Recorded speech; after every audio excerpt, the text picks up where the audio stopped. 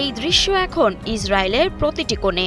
সেখানকার মানুষজন ছুটছে প্রাণ ভয়ে, এক মুহূর্ত যেন স্বস্তিতে ঘরে থাকার সুযোগ নেই। দখলদার ইসরায়েলের মানুষের ঘুম হারাম করে দিয়েছে ইরানের প্রতিশোধের মিসাইল। তারপরও রেহাই নেই তাদের। মাটির নিচে বাংকারে লুকালেও সেখানে গিয়েও আঘাত করছে মিসাইল। ইসরায়েলিদের এই শেষ যাত্রার সংখ্যা প্রতিদিনই পাচ্ছে বৃদ্ধি।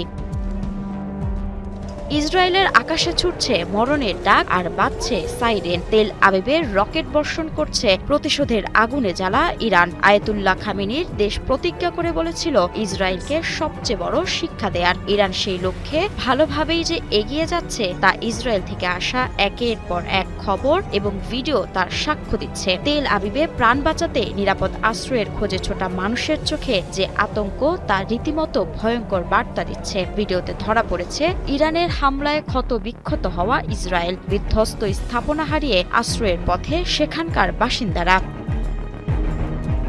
ইসরায়েলে এরই মধ্যে যেন শুরু হয়ে গেছে মৃত্যুর যাত্রা। ইরানের হামলায় প্রাণ হারানো মানুষদের শেষকৃত্য করছে আপনজনেরা। সেখানেও তারা করছে ইরানের হামলার ভয়, যেন শোক করারও সময় দিচ্ছে না আহত সিংহ ইরান। প্রতিনিয়ত হামলা চালাচ্ছে নেতানিয়াহুর রাজত্বে। আন্তর্জাতিক গণমাধ্যম রয়টার্সে প্রকাশিত এক ভিডিওতে দেখা যায় ইরানের ক্ষেপণাস্ত্র হামলায় নিহত এক মা ও তার মেয়ের শেষকৃত্যের সময় সম্ভাব্য হামলার কারণে সতর্কতামূলক সাইরেন বেজে ওঠে। বেইত শেমেশের একটি কবরস্থানে দেয়ালের আড়ালে আশ্রয় নেন শোকার্তরা। কবরস্থানেও ভয়ে গুটিয়ে আছে ইসরায়েলিরা।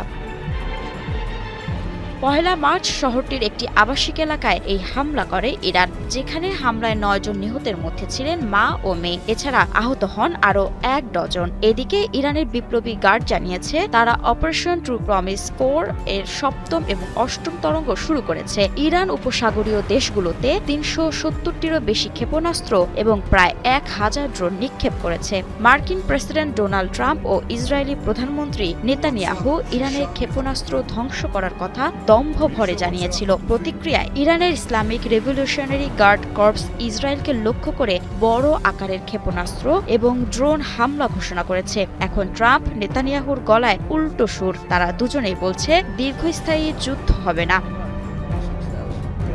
সর্বোচ্চ নেতা আলী খামেনির মৃত্যুর ফলে তেহরান 40 দিনের জাতীয় শোক এবং 7 দিনের সরকারি ছুটি ঘোষণা করেছে ও নেতার শেষকৃত্যের জন্য প্রস্তুতি নিচ্ছে। শোকের পাথর বুকে চেপেই প্রতিরোধের চূড়ান্ত যুদ্ধ চালাচ্ছে ইরান।